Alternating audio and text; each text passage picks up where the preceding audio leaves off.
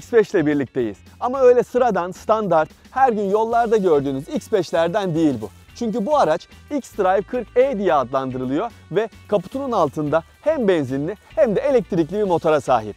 Bakalım bu araç bu haliyle dizel motorlu kardeşine göre daha farklı, daha avantajlı özelliklere sahip mi? Gelin hep beraber hibrit X5'i enine boyuna inceleyelim.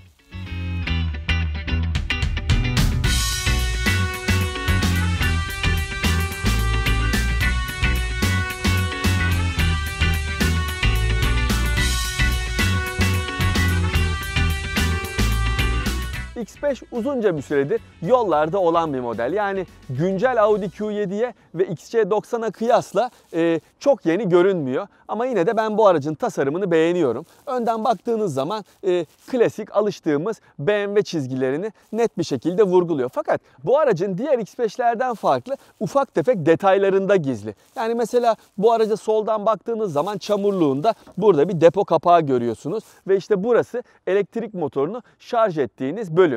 Normal şehir akımından bu aracı 4 saatte şarj edebiliyorsunuz ama eğer BMW'nin size sunmuş olduğu Wallbox diye adlandırılan ve yanılmıyorsam 1400 euro karşılığında alabileceğiniz hızlı şarj ünitesi neticesinde bu aracı 2 saatte şarj etmeniz mümkün. Aşağı doğru bakacak olursak kapının aşağısında da zaten demin söylediğim gibi 40E ibaresini görüyorsunuz. Bu E zaten elektrikli otomobil olduğunu gösteriyor.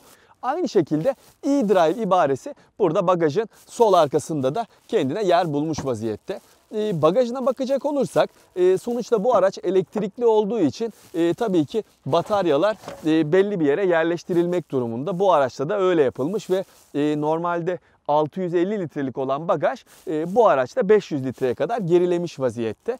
Çünkü görmüş olduğunuz gibi burada hem kabloları koyacağınız bir yer var hem de bu alanın altında elektrikli motorun pilleri yer alıyor. Bu demin size göstermiş olduğum çamurluğun oradaki üniteden direkt bunu oraya bağlıyorsunuz ve buradan da şehir akımından aracınızı çok rahat bir şekilde şarj edebiliyorsunuz. Tabii bunun gibi büyük bir SUV için bagaj boyutlarının küçülmüş olması dezavantaj gibi gözükebilir. Ama yine de beklentileri iyi bir şekilde karşılayabildiğini söyleyebilirim. Bagaj iki parçalı açılıyor. Alt tarafı bu şekilde manuel olarak kapatabiliyorsunuz ama üst tarafın elektrikli olması kullanım kolaylığını arttırıyor. Burası bir kere gayet iyi bir yaşam alanı sunuyor. Bunu net bir şekilde söyleyebilirim. Diz mesafesi gördüğünüz gibi bir karış ve bu koltuk benim ideal sürüş pozisyonuma ayarlanmış vaziyette. Benim boyum 1.78. Baş mesafesi de hiç fena sayılmaz. Cam tavandan dolayı tavan biraz alçalmış olmasına rağmen arkada yetişkinler kesinlikle sorun çekmezler. Cam yüzeyler geniş ve arka sıradaki yaşam alanı ferah. Orta sırada oturacak yolcu için burada şaft tüneli olmaması iyi haber. Çünkü ayaklarını rahat bir şekilde buraya yerleştirebilir. Burada arka koltukta oturacaklar için de havalandırma menfezleri var ama iklimlendirmenizi kendinize göre ayarlayamıyorsunuz.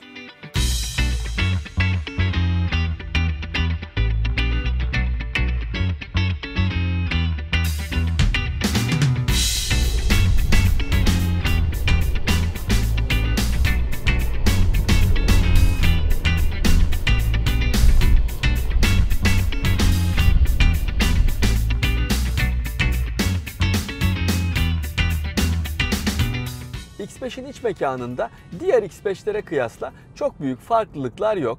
Burada en dikkat çekici olan iDrive ekranının içindeki enerji güç akışını takip ettiğiniz bölüm. Ayrıca burada sürgülü kapaklı bölümde de eDrive ibaresine yer verilmiş. Ambiyans aydınlatmasında mavi renk kullanılıyor. Bilmiyorum bu diğer X5'lerde var mı yok mu ama benim tahminim bu araç hibrit olduğu için mavi renk kullanılmıştır diye düşünüyorum ama emin değilim açıkçası.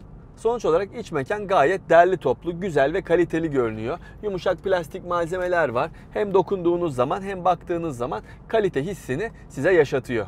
Oturma pozisyonunuz iyi, yerden bayağı yüksektesiniz ve görüş açılarınızın da geniş cam yüzeyler neticesinde çok iyi olduğunu söylemem lazım.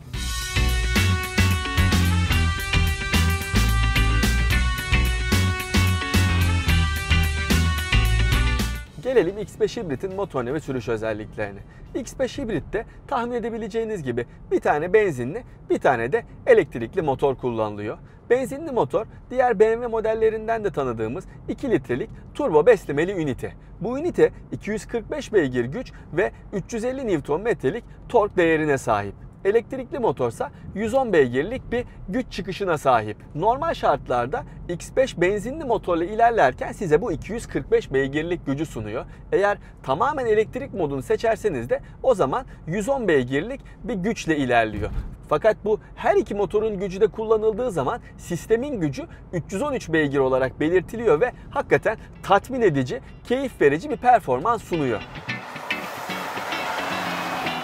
Her iki motorun gücü de 8 kademeli tork konvertörlü otomatik şanzıman vasıtasıyla tekerleklere aktarılıyor ve bu araç X-Drive olduğu için de 4 tekerlekten çekiş sistemine sahip.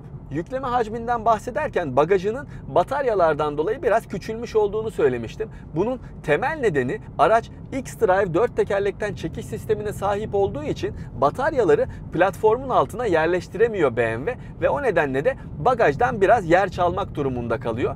Bu en güncel rakibi olan Volvo XC90'ın T8 motorlu olan versiyonuna kıyasla tabi bu aracın zayıf olduğu noktalardan bir tanesi. Çünkü XC90 sıfırdan hibrit versiyonunun da olacağı düşünüldüğü için öyle bir avantaja sahip. Fakat bu araç uzun yıllardır yollarda ve böyle bir uyarlama yapıldığı için ne yazık ki ufak bir kaybı var. Hibrit versiyonda standart olarak adaptif süspansiyon sistemi kullanılıyor. Ancak benim tecrübe ettiğim kadarıyla aracın süspansiyonları biraz sert. Özellikle şehir içinde bozuk zeminlerden geçtiğiniz zaman, bakın şu an olduğu gibi bir çukura düştüğünüz zaman darbeleri size normalden daha fazla hissettiriyor. Ben daha önce hibrit olmayan X5'leri de kullandım. Bu kadar sert hissettirmemişti açıkçası bana. Yani kıyaslayacak olursam bunun süspansiyonlarının diğer X5'lere kıyasla biraz daha sert olduğunu söyleyebilirim. Bunda da muhtemelen bu aracın içten yanmalı motorlu versiyonlara kıyasla bir 200-250 kilo daha ağır olmasının payı vardır diye düşünüyorum.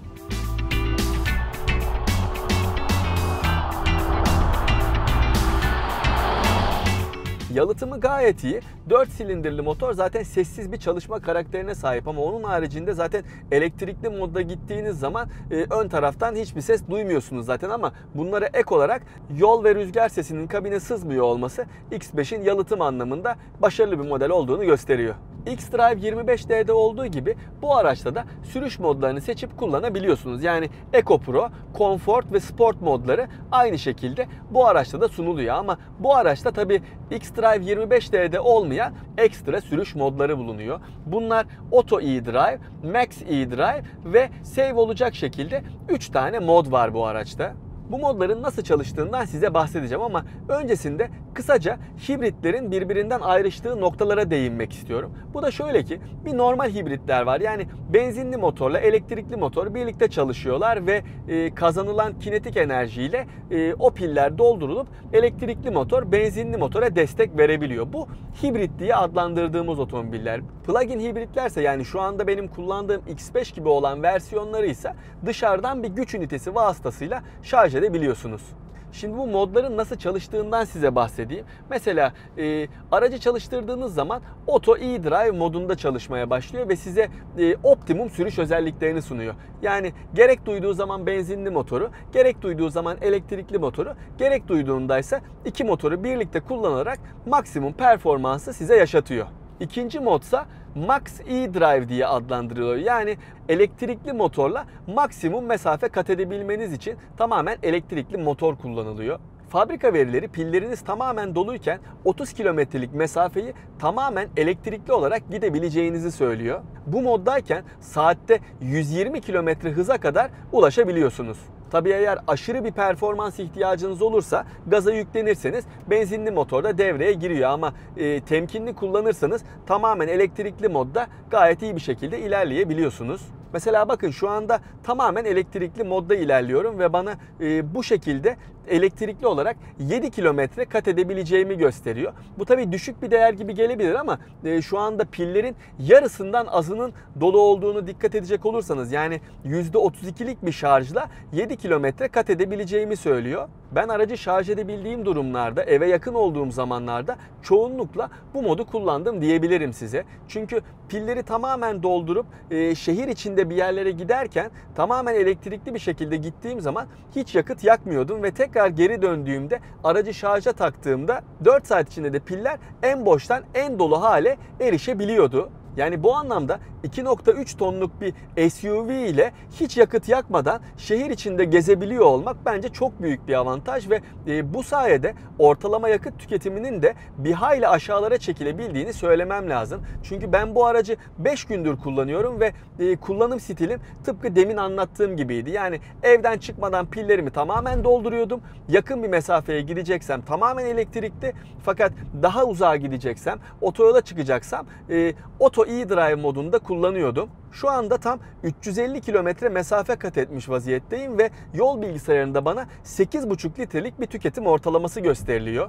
Valla bu boyutta bir SUV için bu rakam bence gerçekten muazzam.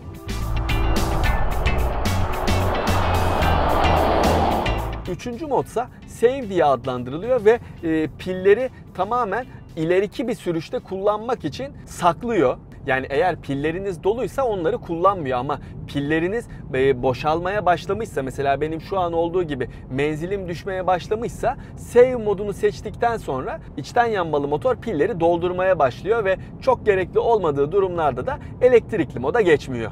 Açıkçası ben bu tip oyuncaklı otomobilleri seviyorum. Yani mesela Volkswagen grubunun ACT motorunda da, yani ben aracı kullanırken gözüm sürekli o 2 silindiri kapattım mı kapatmadım mı veya yakıt tüketimini ne kadar aşağı düşürebildim gibilerinden bana vakit geçirtiyor. Aynı şekilde bu tip hibritlerde de, elektrikli otomobillerde de hani ben sanki otomobille bir yarış içinde oluyorum. Yani onun bana verdiği menzili arttırabilir miyim veya yakıt tüketimini ne kadar aşağılara düşürebilirim diye takip ediyorum ve böyle yapmak benim hoşuma gidiyor.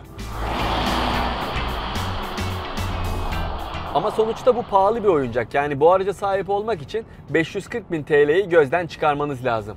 X-Drive 25D'ye sahip olmak içinse vermeniz gereken para 480.000 TL. Sıfırdan 100 km hıza da 6.8 saniyede çıktığı söyleniyor. Bakalım doğru mu?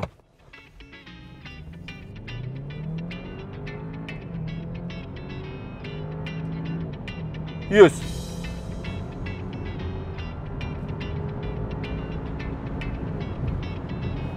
Hala da gidiyor canavar gibi.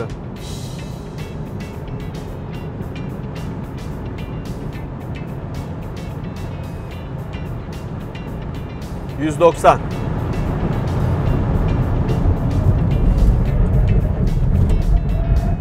Frenler de fena değilmiş.